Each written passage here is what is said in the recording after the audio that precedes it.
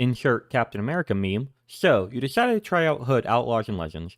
Probably went through the tutorial thinking that was easy, like an overused staples button, then got into your first match with a team full of noobs that got stomped against tryhards that have been playing all weekend because they bought the Year 1 edition. Am I close? Well, no worries. Consider this channel to be Sherwood because this is your home for everything Hood related, except for the boys. But before you watch my character guides and before I actually make those, let's cover the basics with some of my biggest tips for beginners. Tip 1. Try out all the characters. I understand, I'm guilty too of playing a game and just picking whoever looks the coolest and not giving a damn if I'm actually good with them, helping my team, or even if I'm having fun. Looking at you, Reaper, and my Edge Boy teenage years. Anyway, my advice is try out a couple heists with each character, since the tutorial only gives you a limited exposure and practice doesn't let you practice against actual outlaws. That way you can see which player style suits you best, because usually if you play the characters that suit you, you'll do well, help your team, and have more fun by winning. This will teach you more about what each character can do, and what to avoid when facing them, or maybe to avoid them altogether.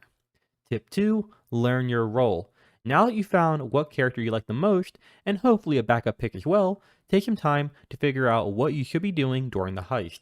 I'll go more in depth with this when I do character specific guides, but in general, Jan is more melee focused, so should be the one primarily on the front line in team fights or taking out guards during high alert.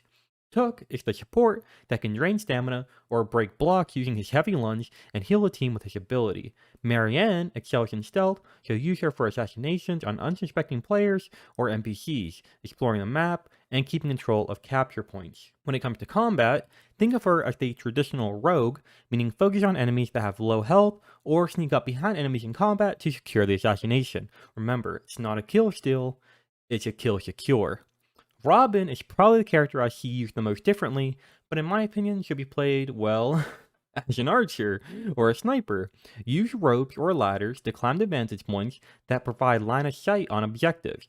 I've lost many more games due to a Robin sniping the extraction point than from Robins that think it's Modern Warfare 2 and are trying to make a montage of quick boats for their phase tryouts. So either be the Robin in the tower or be the Robin keeping watch for other Robins when you're first starting out.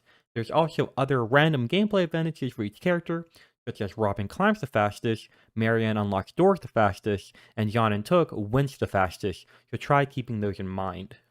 Tip number 3, rapid winching. My friend and other community members swear this was shown during the tutorial, but evidently a lot of players, myself included, seem to have missed it. You can burn stamina to winch faster, at the obvious risk of being left vulnerable if the enemy team rushes in. Combine this with Jan or Took, who naturally winch faster, and that extraction bar will start filling up like you've never seen. Tip number 4, capture points. As mentioned earlier, Marianne is the best for this due to her ability that lets her sneak around nearly invisible, as well as a perk she receives early on that boosts her capture rate. But that doesn't mean everyone else should completely ignore capture points and leave it to her. The more players on the point, the faster it will be captured, which even stacks with Marianne's perk. The reason capture points are so important is because it helps give your team control over the map and where each team can spawn. If you got to the chest first, was able to take it to the extraction nearest to your initial spawn, and keep control of the capture point or points closest to that extraction, well, you're probably going to win. On the other hand, if the enemy team took the chest to their side of the map, it is imperative to keep control of the capture point close to that extraction. Otherwise, you'll continue to spawn far away, and by the time it takes you to rush there, they're going to have a lot of time to fill up that bar, especially if they have a Jan or Took rapid winching. Tip number 5, stealthy versus rushing. My last tip here is honestly more of a discussion. Is it better to rush in triggering high alerts, or be a sneaky sneak trying to avoid alerts? In my experience so far, this seems extremely like a case-by-case basis, with pros and cons for each. The obvious ones are that if you trigger high alerts, the enemy team will be, well, alerted to your location and know where you are. If you're stealthy, then you can remain undetected and hidden, but it might take longer to get to the key, and when you do pickpocket the key holder is tagged anyway. However, once you find the vault and start carrying the chest, you'll be hidden again, but of course, once you actually drop the chest off and start extracting, the enemy team will know your location. So you can't really remain completely stealthy the whole time, unfortunately.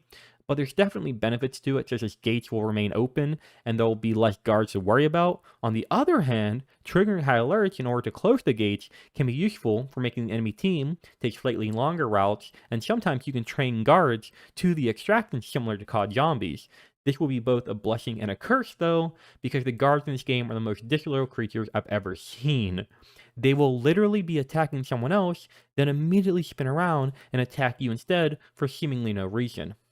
But I have to admit, there have been a few matches where we were able to barely clutch the victory due to guards that hung around the extraction and finished off the enemy team for us until we could respawn and get there. Alright, that's all from me. I hope you found this video helpful. If you did, please drop a like. I encourage you to leave any other tips or advice in the comments, and subscribe for more Hood, Outlaws, and Legends content. Like I said, I got character guides coming, as well as other random gameplay, funny clips, that kind of stuff. I'm really enjoying the game, so look out for more of it.